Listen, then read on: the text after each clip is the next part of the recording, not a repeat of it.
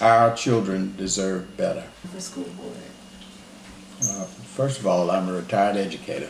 I worked in the field of education for 34 and a half years. And I worked at all levels, elementary, middle, high, and some at college level. And of course, I've retired now and been in this community. I've always observed what the school system did once I retired from it. And there were 3 consecutive years that all of our schools received a failing grade. And that's just unacceptable. If you had a child who brought home an F the first 9 weeks, you wouldn't wait until he got the 4th F or the 3rd F after the third 9 weeks before you lit a fire under him. So I use that analogy to depict the school system. It appears that nothing was done in the early years or whatever to resurrect the problem. So there was not an emphasis placed on doing anything. And that just didn't make any sense to me. You know, if the school is failing, that's just unacceptable. Our kids in this community have so much potential, but we must do what we need to do to develop that potential and maximize that potential.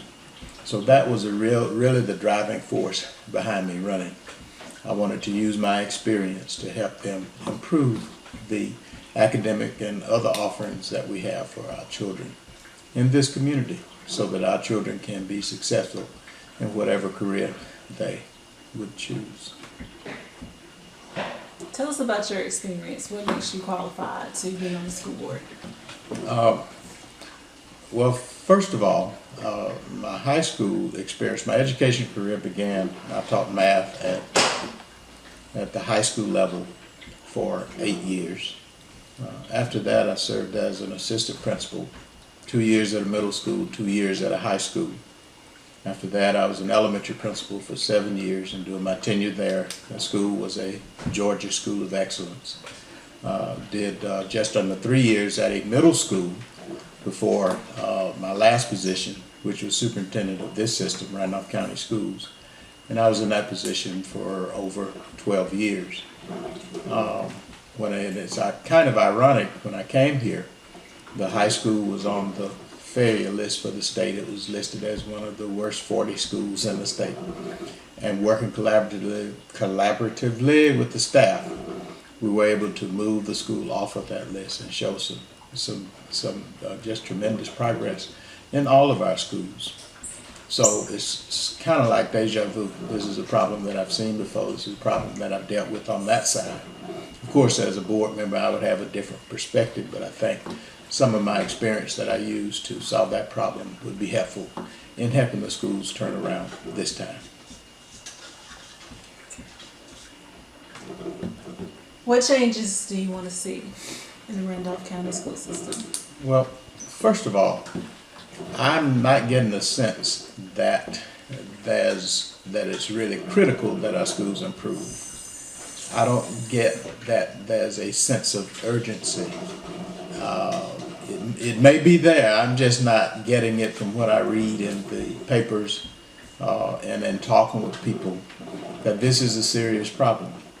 We have several things happening, and the local district could lose control of the school because the schools are failing. And I just don't see that sense of urgency. So first of all, you have to create a sense of urgency that this is a problem, this is a critical problem, and we need to devote all of our resources into solving the problem. So that's the first thing.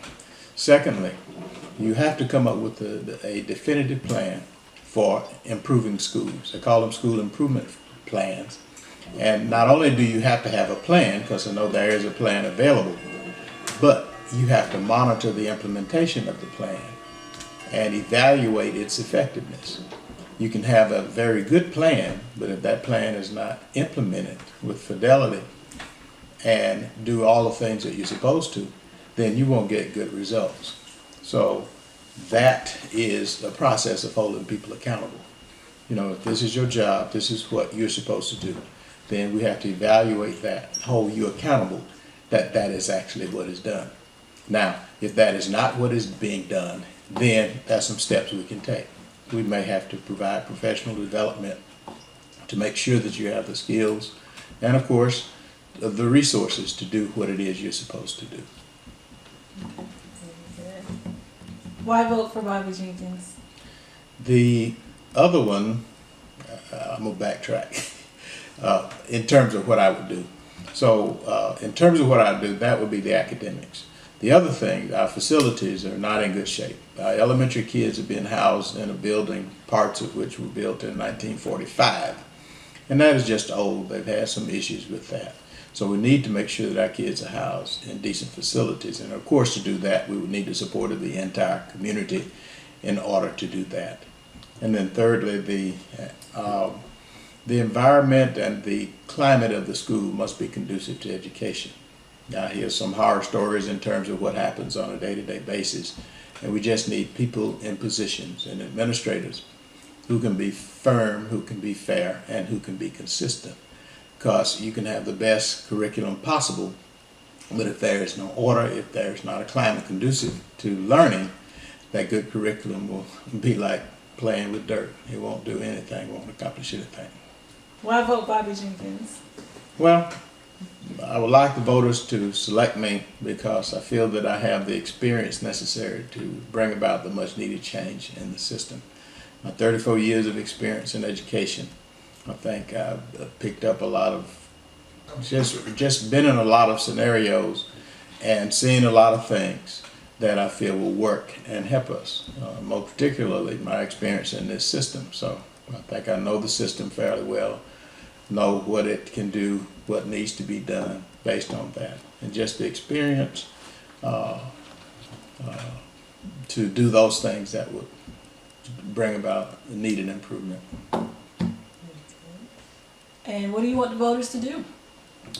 Several things. First of all, early voting has already begun and will continue through May the 20th from 8 a.m. to 5 p.m. If they need a ride to the poll, the Democratic Party is providing free rides to the poll.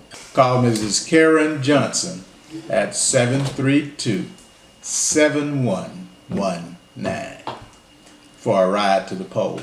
The next thing on Saturday, May the 14th, is the day for early voting. Those who may not have the flexibility in their schedule to go early will have a Saturday to vote. And then if you know of those, if you have close relatives who are unable to make it to the polls, who may be elderly, then you can always go down to the registrar's office and request an absentee ballot. Secondly, we're having a Meet the Candidate on Saturday, May the 14th, from 4 o'clock to 6 o'clock at the Irish Garden located on College Street. And we invite all of our constituents, all of the voters to come out, especially those voters who reside in District 3. Or if you know a voter who resides in District 3, you're welcome to come and meet the candidate, ask any questions that you'd like about my platform or any of the changes or anything that I would do as a board member. We have yard signs. Yes, we do have yard signs, and if you'd like to allow me to put a yard sign in the yard, that would be most appreciated. Why vote for Bobby Jenkins? In my campaign, I've chosen the slogan, "Our children deserve better."